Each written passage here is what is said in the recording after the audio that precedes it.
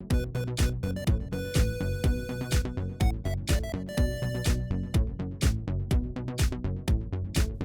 funny how sometimes in technology what is old is new again, and we're having a look today at the new iPhone SE, and this is essentially one of Apple's newest phones out in the market, and they're getting smaller. Apple went bigger with the 6 and the 6 Plus to 4.7 inches and a 5.5 inch. Now they're back down into the old iPhone 5 and iPhone 5S territory. I think they realize that there's still a market for that form factor at that size, because I think, what is it, 30 million they sold iPhone 5s last year? Yeah. So they realized that a lot of people still prefer to have a small phone. So what they did was they take the best of both worlds. They took the body of the iPhone 5, but they took all the guts and the hardware and power of the 6S and just kind of mashed it together to make the SE.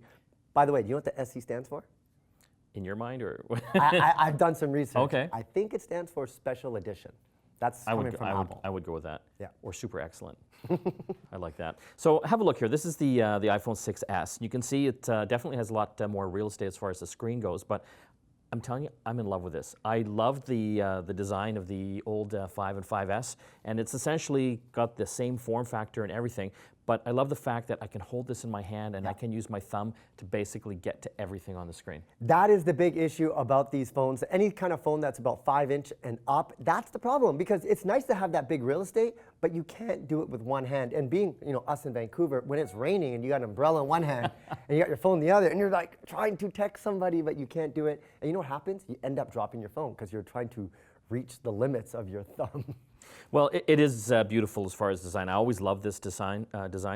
They've increased the megapixels in the camera on the back here, so 12 megapixels, so you're going to get some fantastic pictures. The A9 Apple processor in here, so super fast. It's also got Apple Pay capability as well with the NFC built in, so once that starts rolling out to more places, that's going to be a great thing to have as well. It's got the fingerprint sensor, although this is the first generation. It's not the one that they have in the 6S and the 6S Plus. Another thing that's missing on here is the 3D touch. That's that new kind of, feature that Apple has come up with, where you're allowed to basically navigate just by doing a long touch on the screen.